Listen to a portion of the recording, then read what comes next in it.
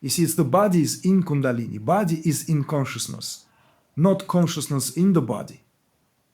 So that perspective, if you see, is flipped.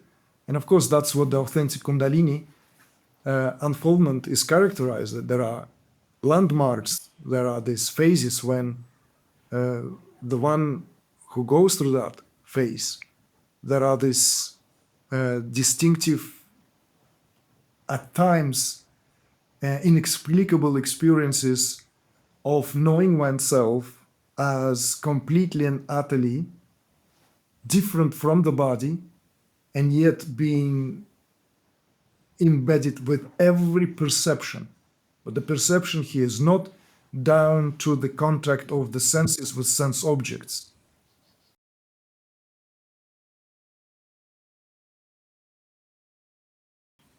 Everything is Shakti. So like we have to have this, we have to rise to this understanding that the term Shakti means power. But it's not just power per se. It's not power that is an abstract power. It's the power, a concrete power of that for which there is, effectively speaking, another term in the culture, Shiva. Not as one of the Hindu trinities. It's a very important adjustment. It's spoken in terms of Godhead as an absolute, transcendental reality, beyond name and form, beyond manifestation, beyond any appearance, beyond cognition and beyond perception. So it's that monoistic notion of Godhead that exists in many other non-dual or monistic traditions. So we could equate here Shiva with the concept of Allah in the same way, because Allah is a transcendental reality. It's not divinity. It's not a divine manifestation. It's not power. So in language of the Shaivites, Shakti represents the power of pure awareness, the power of Shiva. And everything, the whole manifestation, at all its levels, it's a display of that power. Maybe we can say it also in a different way. It's not just a display, although it is a display. It's the emission of the power of pure awareness.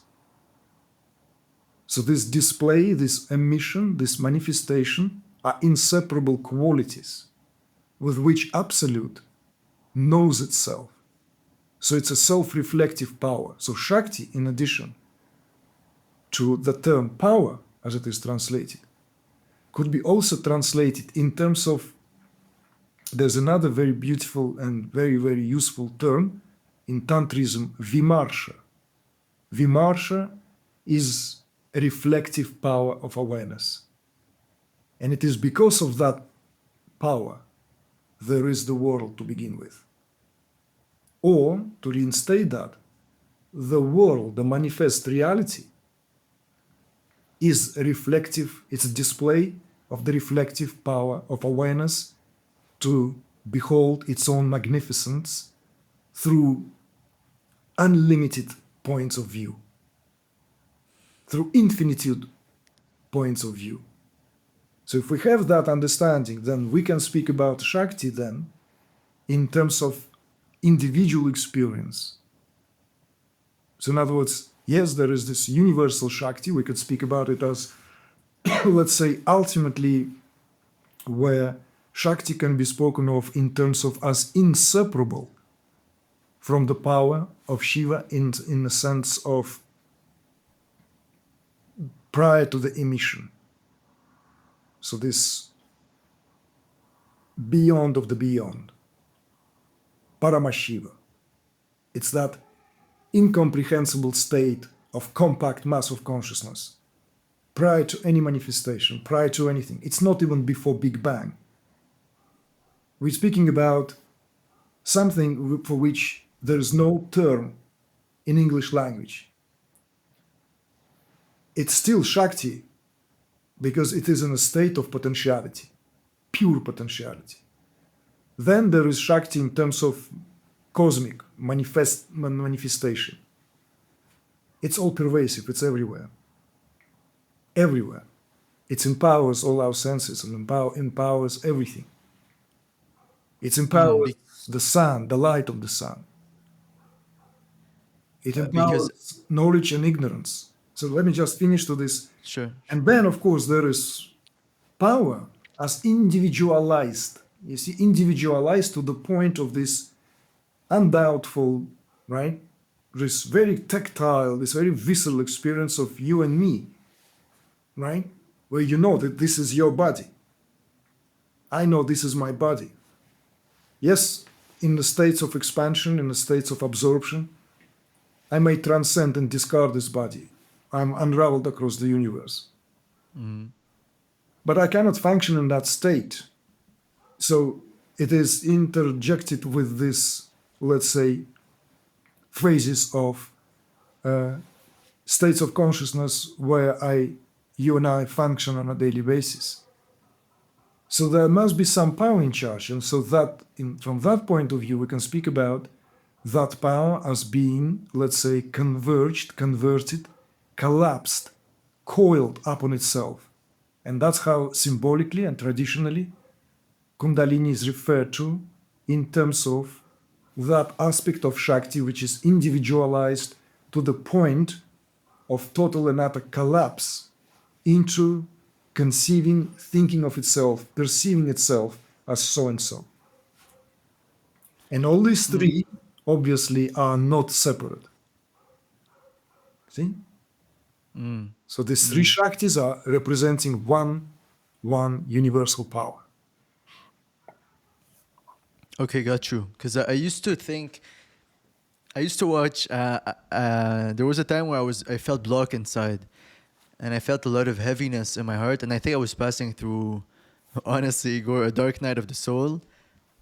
And I put a video of Michael A. Singer, and he was talking about the Shakti, and how we're the one who are deciding to close ourselves, and the Shakti can't flow anymore. I guess this is what was my definition before, but now you made it more clear for me that it's actually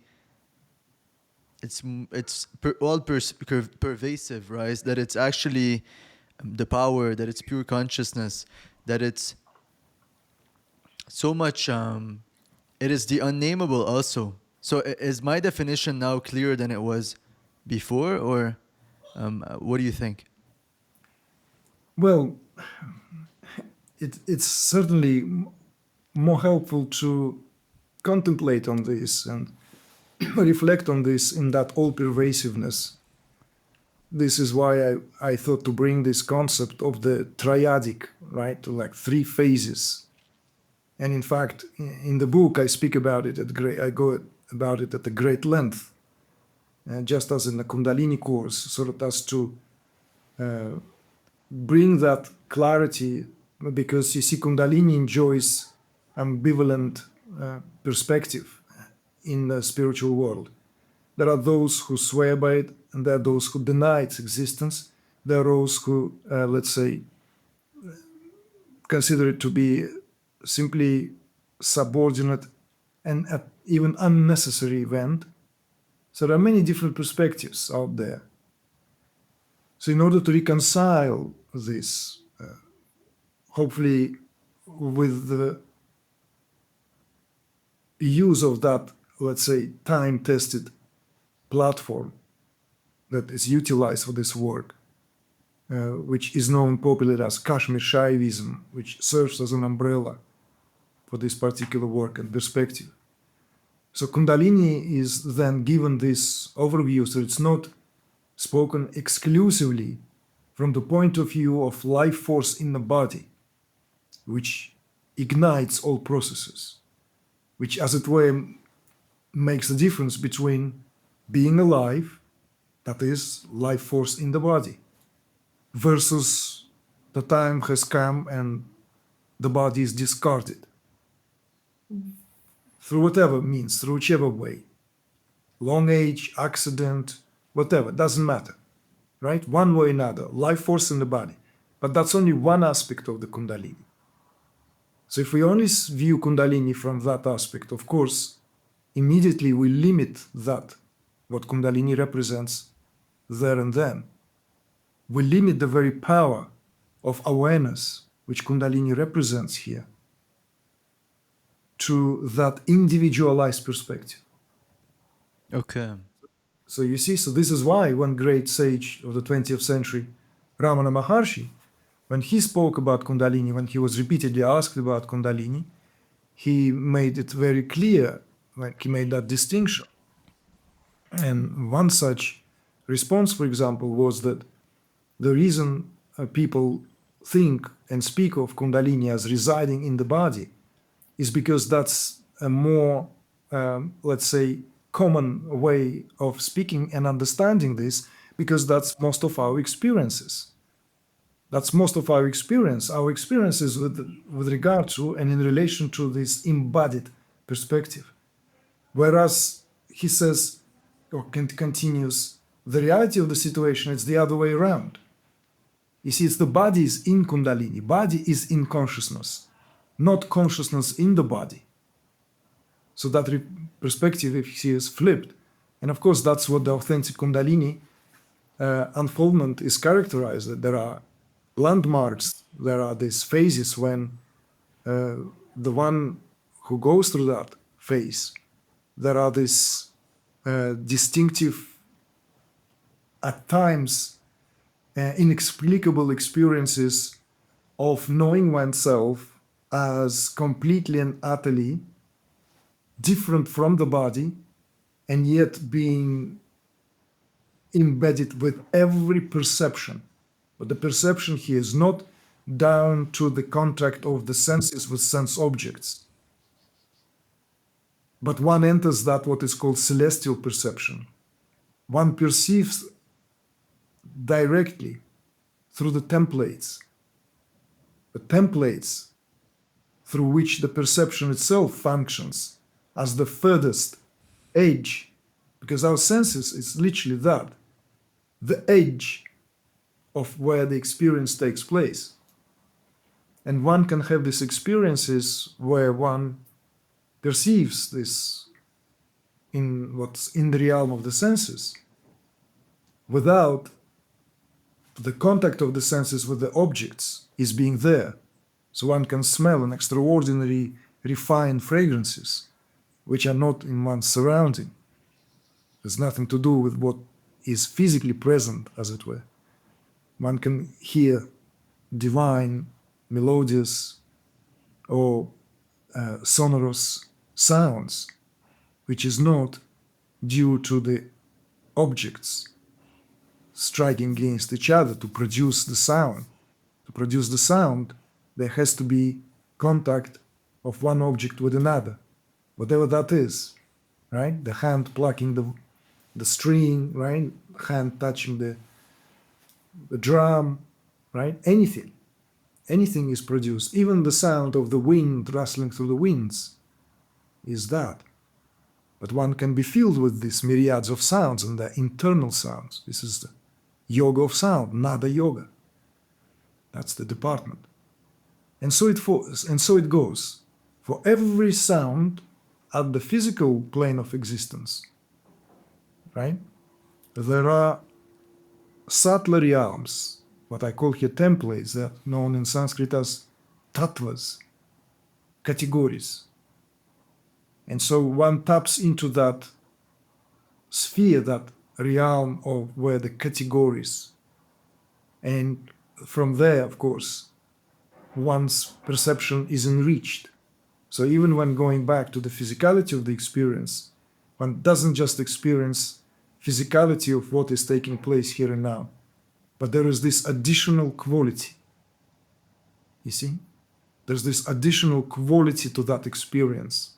It's as if that experience is enriched, ennobled